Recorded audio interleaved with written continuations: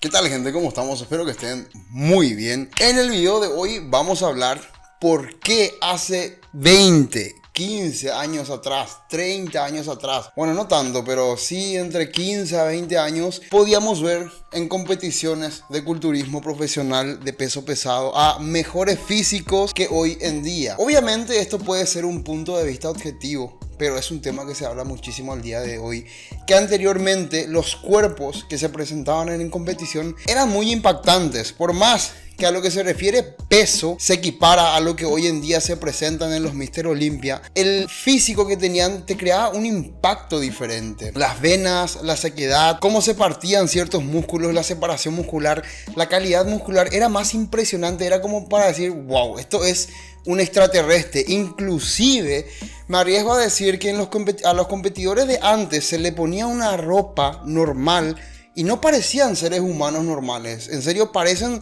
como extraterrestres, parecen como personas de otro planeta. Sin embargo, a hoy en día estos culturistas profesionales como Phil Heath, inclusive Big Ram y cosas así, le pones una camisa, una ropa normal, por así decirlo, y bueno, son monstruos obviamente, son inminencias obviamente, pero particularmente si me preguntan a mí, no parecen algo tan descabellado ver cuerpos como lo de Phil Heath con ropa normal. O sea, no parecen tan anormales como los físicos que se presentaban anteriormente. Vos a Ronnie Coleman en su mejor momento, con su mejor peso y con su mejor condición física, le ponías una ropa normal y repito, parecían seres de otro planeta, parecían superhéroes o inclusive más, parecían extraterrestres. ¿Y por qué pasa esto? Bueno, voy a dar mi opinión.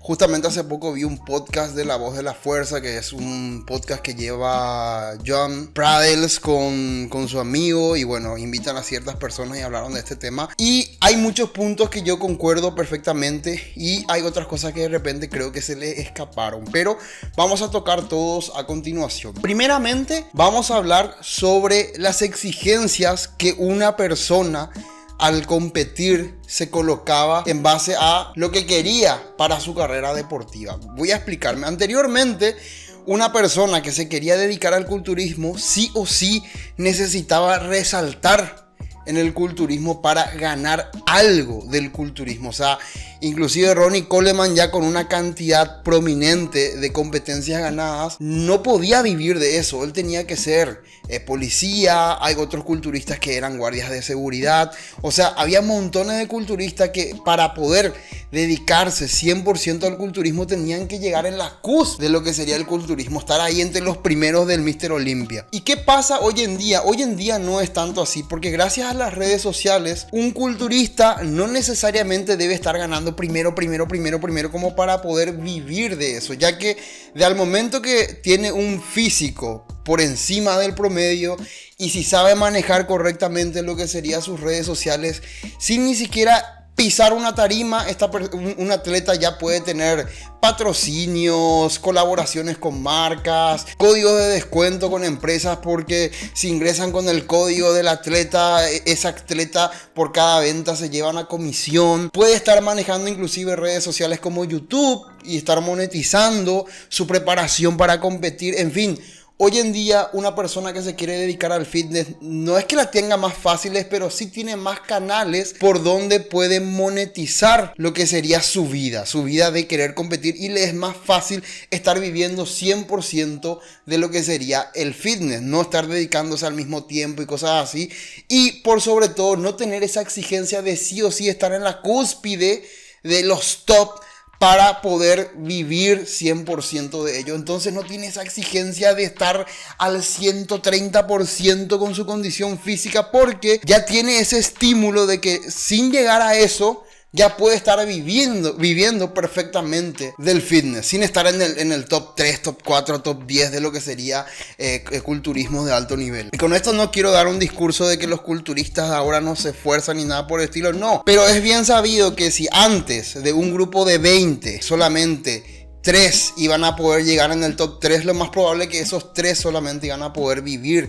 de lo que sería el culturismo. Hoy en día no, hoy a lo mejor 20 de esos 5 llegan en el top, pero inclusive fuera de esos 5 ya hay culturistas o atletas viviendo de lo que sería el fitness por temas de redes sociales, reproducciones en YouTube, colaboraciones con marcas, etcétera, etcétera, etcétera. Esto entonces de repente hace que seguramente no todos se exijan tanto como se exigían anteriormente a la hora de llegar a una competencia. Esto lo digo básicamente yo, ¿verdad? Un punto que sí escuché en el podcast de La Voz de la Fuerza y me pareció bastante interesante es el tema de las categorías. Anteriormente eras culturista pesado o eras culturista pesado o eras culturista pesado. O sea, no te quedaba de otra que exigir tu musculación a un nivel en el cual tengas que competir con un físico bastante prominente, ¿verdad? Con una buena condición física, rajado con más de 100 kilos para resaltar, para estar ahí en ese top 3, top 4, top 5. Nuevamente repito, en el Mr. Olympia. Hoy en día podés exigirte muchísimo en lo que sería el aspecto de marcación, sequedad, venas, pero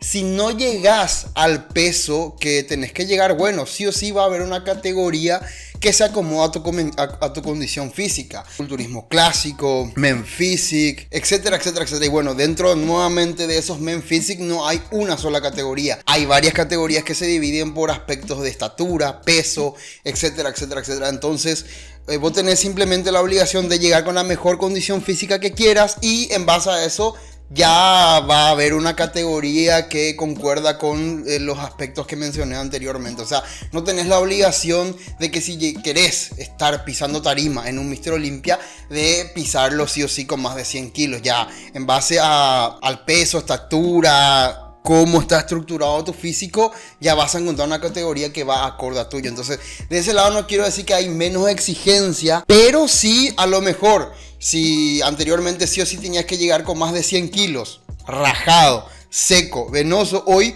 puedes llegar con menos y bueno, no entré en culturismo pesado, pero me voy a culturismo clásico. O a lo mejor, bueno, no tengo para competir en clásico, pero sí tengo para estar en un Men Physique. Y esto me parece un punto bastante válido que nuevamente no quita absolutamente ningún mérito a los Men Physique, ni a los culturistas clásicos, ni nada por el estilo. Pero a lo mejor, si vos tenías esa obsesión de querer competir y tu cuerpo no daba para llegar a 110 kilos, bueno, algunos se conforman con competir en culturismo clásico o en Men Physique, sí o sí vas a encontrar una categoría para vos si tenés una buena condición física. Pero voy a dejar para el final lo que a mí me parece algo más importante con respecto a esto, y es el tema de la química y las prácticas que se hacían para llegar a esa condición física final a la hora de competir. Mucho se dice que no, que antes se utilizaba menos y que ahora se utiliza más y que cada vez se utiliza más. Y esto no es tanto así, gente, porque hoy en día, por ejemplo, un culturista profesional ya tiene una capacidad económica bastante elevada como para tener un equipo detrás de nutriólogos, endocrinólogos, expertos en lo que sería el tema de la química, y esto va constantemente ligado de pruebas de sangre para ver que el culturista no se esté arriesgando demasiado la salud. De que se arriesga, pero no demasiado. Entonces se tienen más cuidados en aspectos como el abuso de la química. Arnold Schwarzenegger en su momento lo comentó que anteriormente se tomaba las pastillas de Dianabol y de Stano como si fueran caramelos. Ahí no había, vas a tomar 2 a la mañana y 2 a la tarde. No, ahí se tomaban a la hora que se tenía, a cualquier hora, y la cantidad que te soportara. Y la cantidad de química era que se podían colocar, era la cantidad de química que ellos aguantaban inyectarse en el culo o lo que le daba su economía, y ya está. O sea, no había tanto control de tantos mg por día, porque si no tu sistema renal se está comenzando a variar y tu eje hormonal ya está muy desequilibrado, entonces vamos a bajar la dosis. No, ahí era todo lo que se podía y lo que podías comprar y punto. Y la cruda realidad que muchas personas no quieren aceptar, que realmente antes los culturistas que llegaban al nivel de Ronnie Coleman o de Arnold Schwarzenegger o ya de montones de culturistas de la vieja escuela que en serio llegaban pesadísimos a tarima, eran culturistas que prácticamente nacían para ser culturistas. ¿Por qué? Porque genéticamente su cuerpo aguantaba el entrenamiento, las comidas, y su cuerpo y su salud aguantaba todo lo que se inyectaban. En serio, las cantidades de cosas que se utilizaban antes, y que el culturista aguantaba era porque genéticamente su cuerpo podía aguantar todo eso. Hoy en día realmente se tiene mucho más cuidado con los aspectos del sobreuso de la química, porque los atletas están constantemente en revisiones, en testeos, en análisis, y si ven muchas variantes o si ven que su cuerpo ya se está deteriorando demasiado, realmente muchos culturistas cortan antes de tiempo. Lo que ustedes veían antes en la tarima de Mr. Olympia, por ejemplo, eran los culturistas que aguantaban todo ese proceso de la química, de la alimentación, del ejercicio, etcétera, etcétera, etcétera. Antes no había muchas redes sociales como para enterarnos que fulanito de 23 años le dio una sobredosis y le dio un batatún en su corazón, o que fulanito de 30 años se disecó demasiado en la puesta a punto y le dio un batatún en el riñón. No, eso no se sabía mucho. ¿Por qué? Porque no había muchas redes sociales para comunicar eso, y normalmente los grandes escándalos que se llegaban a saber eran de culturistas muy avanzados que ya tenían un renombre, que ya tenían una cantidad de prensa que lo seguían, y cuando pasaban este tipo de cosas se sabía, pero de los culturistas grandes. Hoy en día cualquier joven de 20, 23, 30 años que no llegó a competir en culturismo profesional, pero que le agarra algo, se sabe por las redes sociales, que anteriormente eso no había. Y también con la química iba ligado a todo lo que se hacía en la puesta a punto. Anteriormente se hacía cosas muy hardcore que hoy en día no se hacen por temas de salud. Justamente antes el tema del agua destilada, de la exageración de diuréticos, cosas que hoy en día por temas de salud y cosas porque estaría completamente fuera de lugar pensar someterle a alguien a ese tipo de cosas, anteriormente se hacía con normalidad. Y quienes se presentaban en tarima con esas condiciones, con esa puesta a punto, con esos procedimientos de deshidratación extrema y de tomar de forma extrema el tema de diuréticos y cosas así, las personas, los culturistas que aguantaban eso. Hay muchos culturistas que simplemente no aguantaban y no se presentaban a competir porque les caía mal ese tipo de preparación, porque su genética no aguantaba. Y ahí, gracias a eso, anteriormente podíamos ver cuerpos como los de Ronnie Coleman y como un montón de culturistas que en serio eran auténticos monstruos extraterrestres encima de tarima, pero eran extraterrestres que aguantaban, que su genética permitió aguantar esos procedimientos que hoy en día simplemente no se practican.